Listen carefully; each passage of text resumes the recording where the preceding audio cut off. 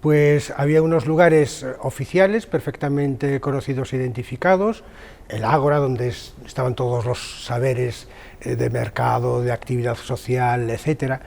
Muy probablemente muchos de los saberes relacionados con la actividad judicial, que tenía lugar en tribunales formados por cientos de personas que votaban la inocencia y la culpabilidad y después votaban la pena.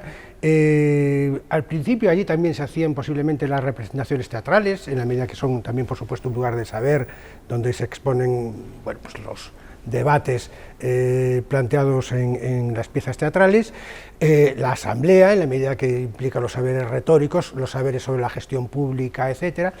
Pero enseguida, en fechas indeterminadas a lo largo del siglo V, la asamblea se traslada a la colina de la Pnyx, donde tiene su sede oficial, y el teatro se traslada a la ladera sur de la Acrópolis, en donde se establece. Tenemos que huir de la imagen del teatro actual, que es lo que conservamos, que bueno, pasó por muchas fases, pero lo sustancial es de la segunda mitad del siglo IV.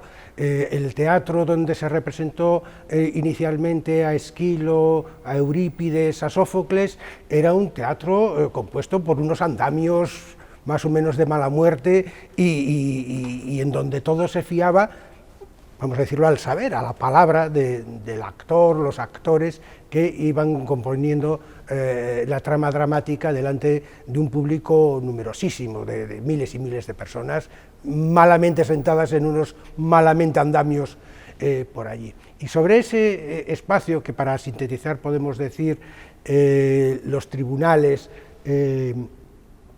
la Pnyx con los saberes políticos y el teatro, poco a poco se van entretejiendo otros saberes que aparecen como nuevos, que pueden ser la historia, la astronomía, muchísimos saberes artesanales y profesionales vinculados, por ejemplo, con la construcción de los grandes santuarios de la ciudad, la talla de mármol, distintas técnicas artísticas, etcétera, y muchísimos saberes relacionados con la actividad comercial, productiva, banqueros. Hay una cosa muy curiosa, el saber de los esclavos públicos. Los ciudadanos atenienses eran hombres normales y corrientes, las mujeres no participaban estrictamente en la vida pública, solo de una manera un poco marginal. Pero la ciudad se dotaba de esclavos públicos que llevaban a cabo tareas como la gestión de los archivos, como la calificación y la determinación de la calidad de las monedas, o como toda una serie de saberes necesarios para mantener la estructura administrativa de la democracia ateniense.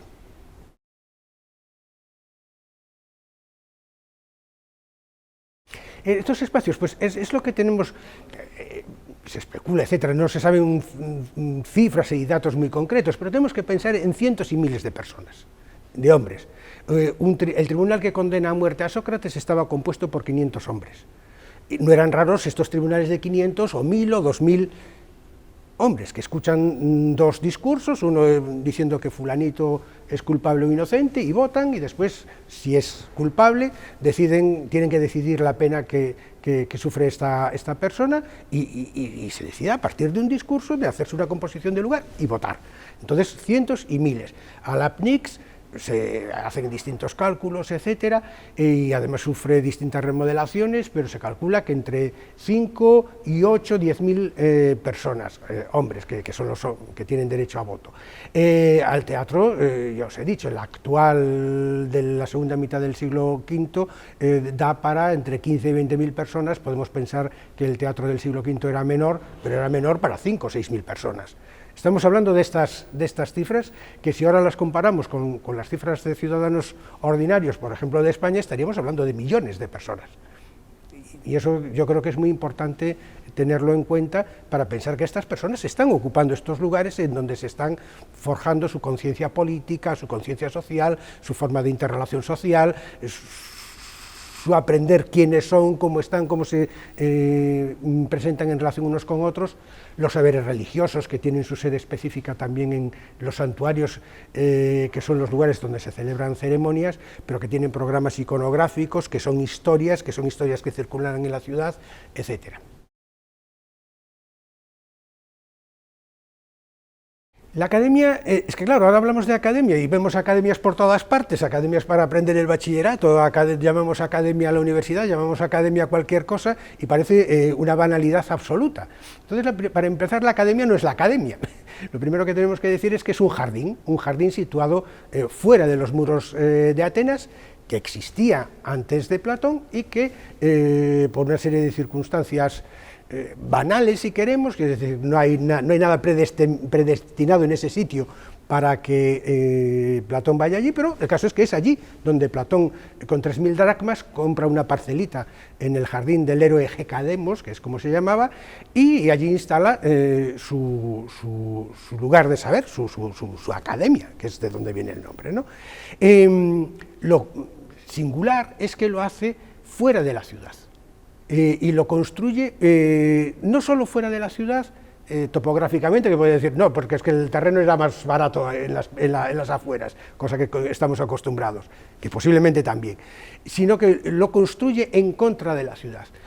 Este conjunto de saberes gestionados, elaborados, difundidos, entrecruzados, que se producen en la Atenas democrática, dice Platón que no le sirven para nada, que crean una moralidad perversa, que son amorales, que crean discursos en donde lo que importante es vencer y la verdad no le importa a nadie un rábano. Entonces, quiere crear una realidad de conocimiento y de saber distinta, y entonces la ruptura física, que es irse a las afueras, es también una ruptura moral, simbólica, de tipo de conocimiento, de tipo de personas escogidas, etcétera. Y eso lo recalca de diversas maneras a lo largo de sus diálogos, a lo largo de una obra extensísima. Platón vive cerca de 80 años y posiblemente desde el 387, que se calcula que se fundó la academia, ni eso se sabe con seguridad, hasta el 347 que muere, 40 años que estuvo en la academia, eso lo está remarcando siguiendo itinerarios distintos, itinerarios argumentales distintos.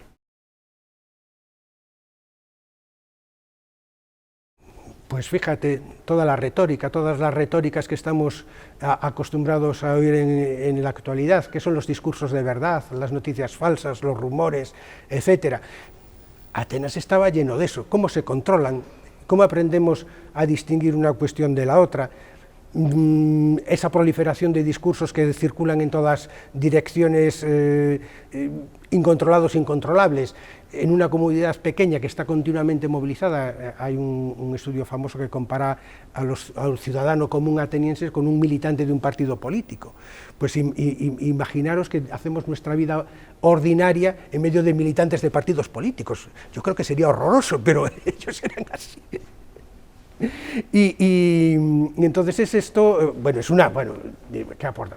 Una de las cosas. Es muy importante, por ejemplo, la civilización de la palabra, de entenderse o de no entenderse por medio de la palabra. Los términos importan, cómo se habla, cómo no, a quién se escucha, a quién no, etcétera. O sea, por ejemplo, hay noticias en las asambleas, etcétera, no es que estuviesen todos devotamente sentados escuchando discursos profundos, había alborotos, había abucheos, había aplausos, había gritos de aprobación, etcétera. Es decir, que ese tipo de cosas, por supuesto, existían, pero hay una cuestión muy importante y es la conciencia de estar en una comunidad política. A mí me parece que eso es la enseñanza que quizás podría ser fundamental, que no puedes prescindir de una parte de ti mismo en la medida que estás formando parte de esa comunidad política. Puedes estar en desacuerdo, eso es obvio, pero dar el paso para excluir a una parte importante de la comunidad política simplemente porque piensan cosas distintas es algo que está muy arraigado en Atenas, y de hecho los intentos, que los hubo,